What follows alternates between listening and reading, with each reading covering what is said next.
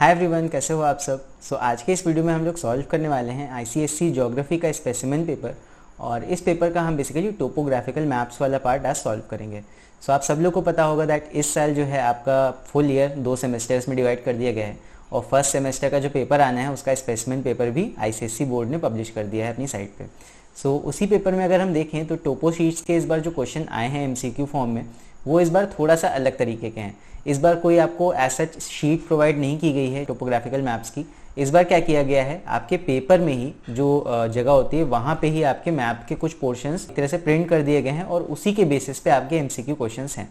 तो इस बार most probably शायद आपको अलग से शीट नहीं मिलेगा टोपोग्राफिकल मैप का। और जैसा कि हमें स्पेसिमेन पेपर देख के पता लग रहा है कि इस बार थोड़ा सा अलग टाइप के टोपोग्राफिकल मैप्स के क्वेश्चंस आएंगे।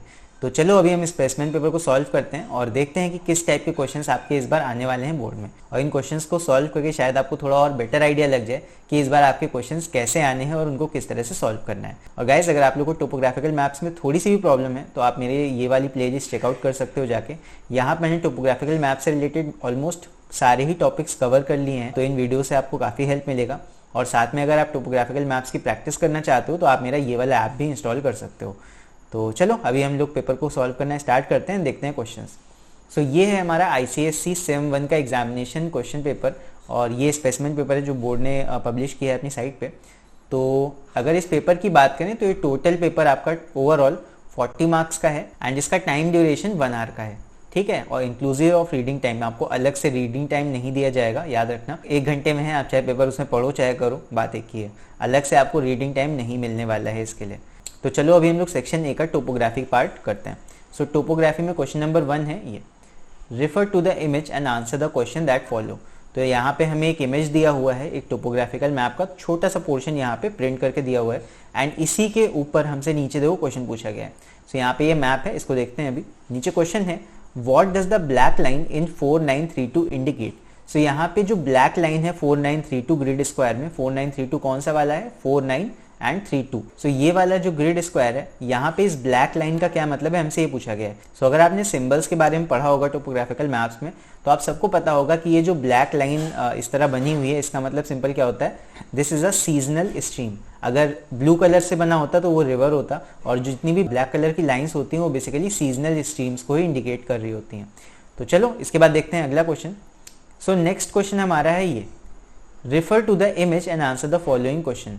यहाँ पे हमें एक इमेज दिया है जहाँ पे हमें कुछ सेटलमेंट्स दिए हैं और 2 सेटलमेंट्स दिए हैं बेसिकली, एक है धन और दूसरा है दंतराय। यहाँ पे हमसे पूछा क्या गया है, what is the direction of Dantrai from Dhan. हमसे यहाँ पे डायरेक्शन पूछा गया है किसका, दंतराय का फ्रॉम धन। ये भी मैंने अपने एक वीडियो में बताया हुआ है। इसमें हम लोग क्या करते हैं, जिस जगह का हमें डायरेक्शन बताना है, डायरेक्शन ऑफ दंतराय फ्रॉम धन, तो जिस जगह का डायरेक्शन बताना है उस जगह का डायरेक्शन फ्रॉम दैट प्लेस, धन से दंतराय का डायरेक्शन क्या है, ठीक है। तो ये हो जाएगा, देखो धन से एक एरो बनाओ दंतराय की तरफ। अब देखो कि धन पे जब आप खड़े होगे और दंतराय को देखोगे तो आपको किस डायरेक्शन में फेस करके खड़े होना पड़ेगा दंतराय को देखने के लिए। तो ये मैंने तरीका बताया था। आप इमेजिन करो आप धन में खड़े हो, धन में किसी एक घर है, बहुत ऊंचा घर है, उसमें आप खड़े हुए हो, तो आपको कौन से डायरेक्शन में फेस करके दंतराय को देखना पड़ेगा। तो ये बहुत ही आसान होता है निकालना। आप क्या करो, जो मैप के डायरेक्शंस होते हैं उनको यहाँ पे रफली ड्रॉ कर लो। मैप के जो डायरेक्शंस होते हैं, मैप पे हमेशा अपवर्ड साइड होता है नॉर्थ का, तो अप हो गया नॉर्थ, डाउन हो जाएगा साउथ, और इधर हो जाएगा ईस्ट, और इधर हो जाएगा वेस्ट। तो नॉर्थ साउथ ईस्ट वेस्ट। तो आपको धन में खड़े होकर अगर दंतराय को देखना है तो सोच लो कि आपको किस तरफ फेस करके खड़े होना है। तो यहाँ पे एरो आपका किस तरफ है, एरो आपका कहीं ना कहीं इस डायरेक्शन में पॉइंट कर रहा है ये वाला। यहाँ पे हमें किस तरफ फेस करके खड़े होना पड़ेगा, यहाँ पे हमें south west, south and west की तरफ फेस करके खड़े होना पड़ेगा, तब जाके हम अपना दंतराय को देख पाएंगे। यहाँ पे साउथ वेस्ट हो जाएगा हमारा आंसर। आई होप समझ गए होगे, ये भी ज़्यादा मुश्किल नहीं था। इसके ऊपर मैंने अलग से भी वीडियो बनाया है जिसमें मैंने मैप पे कैसे फाइंड करते हैं इसको, वहाँ पे वो बताया है। तो मैप पे हो गया या फिर इस इमेज में हो गया, बात एक ही है। बस इस इमेज में आपके लिए फाइंड करना डायरेक्शन थोड़ा आसान हो जाता है, बिकॉज यहाँ पे और कोई सेटलमेंट नहीं है, सिर्फ वो सेटलमेंट आपके यहाँ प्रिंटेड है जिनका आपको डायरेक्शन बताना है। कहाँ से बताना है, वहाँ पे खड़े हो जाओ और जहाँ का डायरेक्शन बताना है उसकी तरफ फेस करके देखने लगो। तो बेसिकली सिंपल यही होता है कि आप एक एरो बना लो और कहाँ से कहाँ का डायरेक्शन पूछा गया है उसकी तरफ आप पॉइंट करके एरो बना दो। जहाँ का डायरेक्शन बोला गया है उधर की तरफ एरो का फेस कर दो, और जिस जगह फ्रॉम जहाँ से बोला गया है उस तरफ एरो का टेल कर दो। बस उस एरो का डायरेक्शन देख लो, फिर आपको वही डायरेक्शन बता देना होगा। सो आई होप समझ में आ गया होगा ये क्वेश्चन। इसके बाद हम लोग बढ़ते हैं अगले क्वेश्चन की तरफ। सो अगला क्वेश्चन है हमारा ये। सो क्वेश्चन नंबर 3 है, refer to the image and answer the question that follows. So यहाँ पे एक इमेज है एंड यहाँ पे हमसे पूछा गया है व्हाट इज .277 इन 4833। सो 4833 कौन सा है, ये 4833 यानी कि ये वाला ग्रेड स्क्वायर। यहाँ पे देखो लिखा भी हुआ है .277, और ये .277 मतलब क्या है, ये स्पॉट हाइट है। स्पॉट हाइट के बारे में मैंने बताया हुआ है अपने हाइट्स वाले वीडियो में कि हाइट्स किन किन तरीकों से रिप्रेजेंट की जाती है टोपोग्राफिकल मैप्स पे। 3 तरीके होते हैं, एक स्पॉट हाइट होती है, एक रिलेटिव हाइट होती है, और एक ट्रायंगुलेटेड हाइट होती है। तो ये आपकी स्पॉट हाइट है, ठीक है, और बेंचमार्क भी होता है, और भी हाइट्स होती हैं। सो यहाँ पे ये स्पॉट हाइट है, और इसका मतलब क्या होता है, जो स्पॉट हाइट होती है वो हमेशा होती है आपकी मीटर्स में। ये चीज़ याद रखना है, spot height is always written in metres. तो यहाँ पे ये मीटर्स में है। तो यहाँ पे ऑप्शन चेक कर लो, व्हाट इज .277 इन 4833। बेसिकली ये स्पॉट हाइट है, और स्पॉट हाइट आपकी कितनी है 277, और इसका यूनिट क्या है, यूनिट मैंने बता दिया है, it is always written in metres. तो यहाँ पे आपका ऑप्शन 1 जो होगा एकदम सही हो जाएगा। सो आई होप ये समझ गए होगे आप लोग। सो अगर आपको इन क्वेश्चंस को लगाने में मज़ा आ रहा है तो इस वीडियो को लाइक ज़रूर से करना, और साथ में चैनल को सब्सक्राइब करना अगर चैनल पे आप लोग पहली बार आ रहे हो तो चलो इसके बाद हम लोग करते हैं नेक्स्ट क्वेश्चन। सो अगला क्वेश्चन हमारा है ये क्वेश्चन नंबर 4। सो इसमें दिया है refer to the image and answer the following question. So यहाँ पे हमें एक इमेज दिया है एंड यहाँ पे हमसे पूछा गया है, देखो यहाँ पे कुछ सिंबल है और यहाँ पे .2r लिखा हुआ है। तो यहाँ पे हमसे पूछा गया है व्हाट डज .2r या .2r इन 5032 इंडिकेट। अब यहाँ पे जो .2r लिखा हुआ है बेसिकली ये क्या है, ये रिलेटिव हाइट है। जब भी किसी नंबर के आगे r लिखा है मतलब उस मैप पे वो रिलेटिव हाइट बता रहा है, मतलब वो उस जगह की हाइट या फिर डेप्थ बता रहा है विद रिस्पेक्ट टू सराउंडिंग। तो यहाँ पे बेसिकली देखो ये टैंक है, इस जगह जो ये बना हुआ है ये बेसिकली टैंक है, और ये विदाउट एम्बैंकमेंट आपका टैंक है। अगर किसी टैंक के बगल में एम्बैंकमेंट हो या फिर उसके बगल में पक्की दीवार हो तो वो ऐसे बना होता है, लेकिन यहाँ पे कोई भी दीवार नहीं है, यहाँ पे सिर्फ आपका टैंक है। तो यहाँ पे टैंक के बाहर लिखा हुआ है .2r।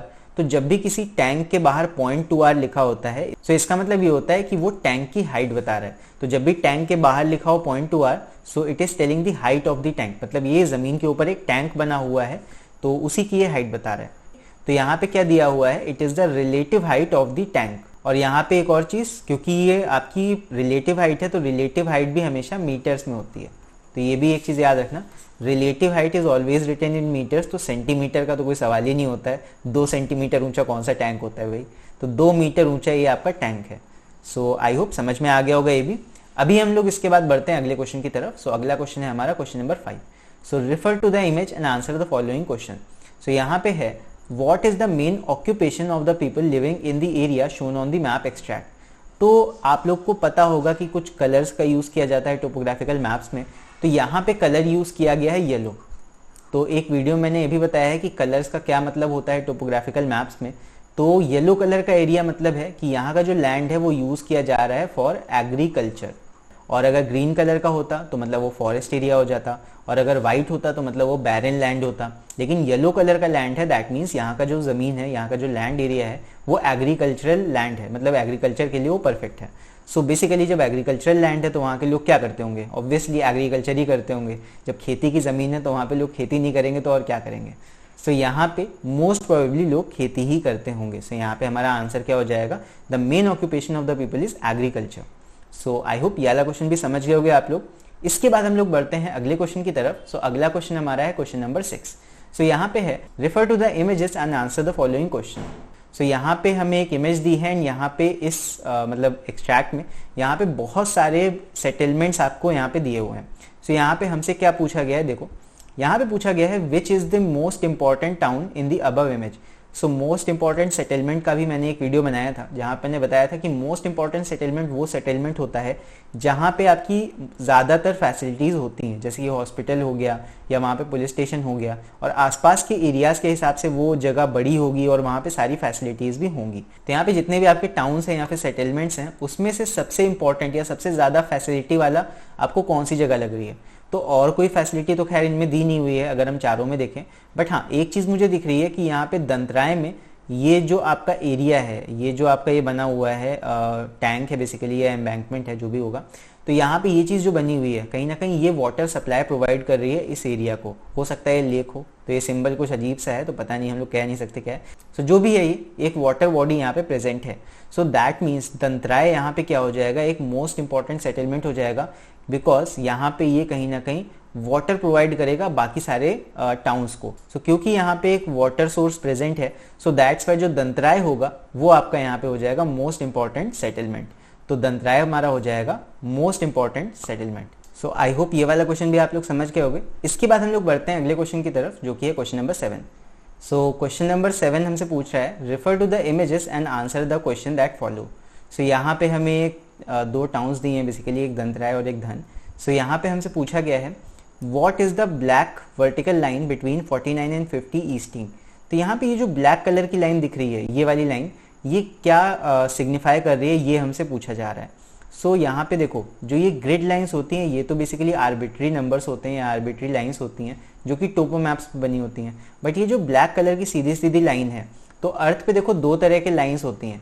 एक आपके होते हैं लैटिट्यूड्स जो कि इस तरह होते हैं, ये इक्वेटर हो गया, उसी तरह यहाँ पे ट्रॉपिक ऑफ कैंसर होता है, इस तरह लैटिट्यूड्स होते हैं। और एक जो एक तरह से कह दो वर्टिकल लाइंस होती हैं जो इस तरह होती हैं, इनको हम बोलते हैं क्या, इनको हम बोलते हैं लॉन्जिट्यूड्स या लॉन्गिट्यूड्स, जैसे ही प्रोनाउंस करो। तो ये होते हैं लॉन्गिट्यूड्स। तो कहीं ना कहीं जो वर्टिकल लाइंस होती हैं, जो ये लाइंस होती हैं, इनको बोलते हैं लॉन्गिट्यूड्स। तो ये जो ब्लैक कलर की लाइन है ना, ये आपका लॉन्गिट्यूड रिप्रेजेंट कर रही है, अर्थ का जो लॉन्गिट्यूड होगा उसको रिप्रेजेंट कर रही है। सो यहाँ पे ब्लैक वर्टिकल लाइन क्या हो जाएगी, ये a line of longitude. Latitude नहीं होगी, लैटिट्यूड ऐसे ऐसे होती है, सो वो ईस्ट और वेस्ट फेसिंग होती है, और बाकी लॉन्गिट्यूड नॉर्थ से साउथ इस तरह होते हैं, सीधे सीधे। तो ये आपका हो जाएगा लॉन्गिट्यूड। तो आई होप समझ में आ गया होगा ये क्वेश्चन भी। इसके बाद हम लोग बढ़ते हैं नेक्स्ट क्वेश्चन की तरफ, जो कि है question number 8। So question number 8 हमसे क्या कह रहा है, refer to the images and answer the question that follow. So what is the 4 figure grid reference of rock outcrop. So 4 figure grid reference कैसे निकालते हैं, इसका भी वीडियो मैंने एक बनाया था, यहाँ पे फिर से बता देता हूँ। 4 फिगर निकालने के लिए हमें देखो किस चीज़ का 4 फिगर निकालना है, रॉक आउटक्रॉप का मतलब इस चीज़ का। तो देखो जिस भी जगह का आपको 4 फिगर निकालना है ना, सबसे पहले क्या करो, उसके ईस्टिंग्स देखो। ईस्टिंग्स कहाँ होते हैं, जो ऊपर वाले नंबर लिखे होते हैं वो होते हैं ईस्टिंग्स, यानी कि ये आपके ईस्टिंग्स हैं और ये आपके नॉर्दिंग्स हैं। तो पहले हम ईस्टिंग्स देखते हैं कि किन दो ईस्टिंग्स के बीच हमारा ये रॉक आउटक्रॉप आ रहा है। तो ये आ रहा है 48 और 49, तो जिसके भी बीच में आ रहा है कम वाला लोगे, तो कम वाला ईस्टिंग क्या हो जाएगा, 48। सो हमारा ये हो जाएगा 48। और उसके बाद आप देखोगे कि किन दो नॉर्दिंग्स के बीच में आ रहा है। सो ये आ रहा है 32 एंड 33 नॉर्दिंग्स के बीच में, तो उसमें भी कम वाला लोगे, सो ये हो जाएगा 32। सो 4832 क्या हो जाएगा इस रॉक आउटक्रॉप का 4 फिगर ग्रिड रेफरेंस। सो ये हो जाएगा हमारा option number 1। So I hope आप लोग ये वाला क्वेश्चन भी समझ गए होंगे। सो इसके बाद हम लोग करते हैं नेक्स्ट क्वेश्चन, जो कि है question number 9। So question number 9 में भी हमें यहाँ पे दिया हुआ है, refer to the images and answer the question that follow. So यहाँ पे हमें एक इमेज दिया है, जहाँ पे हमें क्या दिया हुआ है, एक स्ट्रीम दी है, और ये सीजनल नहीं है, देखो ब्लू कलर में दी है, मतलब कि ये एक रिवर है, रिवर स्ट्रीम है जो कि चल रही है, जिसमें पानी फ्लो कर रहा है अभी भी। सो यहाँ पे हमसे क्या कहा गया है, which drainage pattern is seen in 5438। So यहाँ पे हमसे पूछा गया है दैट 5438 में कौन सा ड्रेनेज पैटर्न शो हो रहा है। सो ड्रेनेज पैटर्न क्या होते हैं, कैसे होते हैं, वो मैंने इस वीडियो में बताया है, आप चाहो तो मेरा वो वाला वीडियो भी देख सकते हो। सो ड्रेनेज पैटर्न हमें निकालना है कहाँ पे, 5438 में। अब 5438 है कहाँ पे, 54 ये रहा और 38 ये रहा, तो 5438 कहीं ना कहीं वो इस वाले ग्रिड स्क्वायर की बात कर रहा है। सो यहाँ पे अगर आप देखोगे किस तरह का ड्रेनेज पैटर्न यहाँ पे बन रहा है, यहाँ पे देखो क्या हो रहा है, एक मेन स्ट्रीम है इस तरह, ये मेन स्ट्रीम जा रही है, और इसमें इस तरह दो स्ट्रीम इस तरह 90 डिग्री पे देखो निकल रही हैं, ठीक है। तो इस तरह के ड्रेनेज पैटर्न को हम क्या बोलते हैं, जब आपकी मेन स्ट्रीम में से 90 डिग्री पे कोई स्ट्रीम्स निकल रही हूँ, तो इस तरह के ड्रेनेज पैटर्न को हम बोलते हैं ट्रेलाइज्ड। ये मैंने अपने वीडियो में ज़्यादा अच्छे से बताया। तो इस तरह के ड्रेनेज पैटर्न को हम ट्रेलाइज्ड बोलते हैं, और यहाँ पे ये हो जाएगा ट्रेलाइज्ड ड्रेनेज पैटर्न, बिकॉज 90 डिग्री पे स्ट्रीम्स कट कर रही हैं। सो आई होप ये वाला क्वेश्चन भी क्लियर होगा आप लोग को। इसके बाद हम लोग करते हैं अगला क्वेश्चन, जो कि है क्वेश्चन नंबर 10। सो क्वेश्चन नंबर 10 में भी हमें एक इमेज दिया है, यहाँ पे लिखा है, refer to the images and answer the question that follow. So यहाँ पे आपके बहुत सारे सेटलमेंट्स हैं, और यहाँ पे हमसे पूछा गया है, name the settlement pattern in grid square 4833। अब यहाँ पे 4833 है कहाँ पे, पहले तो ये ढूंढो। 4 8 ये रहा, 3 3 ये रहा, तो 4 8 3 3 का मतलब कौन सा हो गया, ये वाला ग्रिड स्क्वायर। ठीक है, तो इस जगह पे हमें बताना है name the settlement pattern in grid square 4 8 3 3। तो यहाँ पे हमसे पूछा क्या गया है कि 4 8 3 3 में जो टाउन है मतलब इदल्ला, वहाँ का जो सेटलमेंट पैटर्न है वो कैसा है। तो सेटलमेंट पैटर्न अगर आप लोग को नहीं पता है तो मेरा ये वाला वीडियो आप जाके देख सकते हो, उसे मैंने सेटलमेंट पैटर्न्स के ऊपर अच्छे से एक वीडियो बनाया है। सो यहाँ पे अगर आप ध्यान से देखोगे तो यहाँ पे क्या है, इदल्ला में ये जो घर बने हुए हैं ये थोड़ा सा दूर दूर हैं या बिखरे बिखरे बने हुए हैं। तो अगर ये एक साथ होते तो हम इनको कहते हैं कि ये न्यूक्लिएटेड सेटलमेंट पैटर्न है, लेकिन यहाँ पे क्योंकि ये घर बहुत दूर दूर बने हैं तो इसीलिए हम कहेंगे कि ये क्या है, स्कैटर्ड है। तो यहाँ पे आपका सेटलमेंट पैटर्न कौन सा हो जाएगा, this will be scattered settlement pattern. So I hope समझ गए होगे ये वाला क्वेश्चन भी। सो इसी तरह हम लोग टोपोग्राफिकल मैप का पूरा पार्ट देखो हमने यहाँ पे फिनिश कर लिया है। इसी तरह सारे क्वेश्चंस हो जाएंगे आराम से, और इसके बाद आपका अगला सेक्शन बी शुरू हो जाता है। अगर आप लोग कहोगे तो मैं उसको भी सोल्यूशन कर दूंगा, उसका भी सोल्यूशन अगले वीडियो में कर दूंगा अगर आप लोग कहोगे तो। सो अगर इस वीडियो पे मिनिमम 500 लाइक्स आते हैं तो मैं ज्योग्राफी का ये पूरा पेपर सॉल्व करूंगा। इतना तो कर ही सकते हो आप लोग, 500 लाइक्स। तो इस वीडियो का लाइक टारगेट हम लोग 500 लाइक्स तक रखते हैं। सो देखते हैं कितने लाइक्स आते हैं। सो इसी तरह ये सारे क्वेश्चन सॉल्व होंगे। आई होप ये सारे क्वेश्चन सॉल्व करने में आप लोग को मज़ा आया होगा एंड समझ में भी आया होगा। सो अगर आप लोग को वीडियो अच्छा लगा हो तो इस वीडियो को लाइक ज़रूर करना, एंड अगर चैनल पर नए हो तो इस चैनल को सब्सक्राइब भी कर लेना, और साथ में बेल आइकन को भी ज़रूर से प्रेस कर देना, बिकॉज उससे क्या होगा, जब भी मैं कोई नया वीडियो पोस्ट करूँगा तो उसका नोटिफिकेशन आप तक ज़रूर से पहुँच जाएगा। सो अगर आप लोग को वीडियो अच्छा लगा हो तो मुझे कमेंट्स में लिख के ज़रूर बताना, और मुझे कमेंट करना, मुझे कमेंट्स पढ़ना बहुत अच्छा लगता है आप लोग के। और साथ में आप मुझे कमेंट्स में ये भी लिख के बता सकते हो कि आप लोग को नेक्स्ट कौन सा वीडियो चाहिए या फिर किस टॉपिक में आपको नेक्स्ट वीडियो चाहिए। सो चलो मिलते हैं फिर अगले वीडियो में, तब तक के लिए take care, see you and bye bye.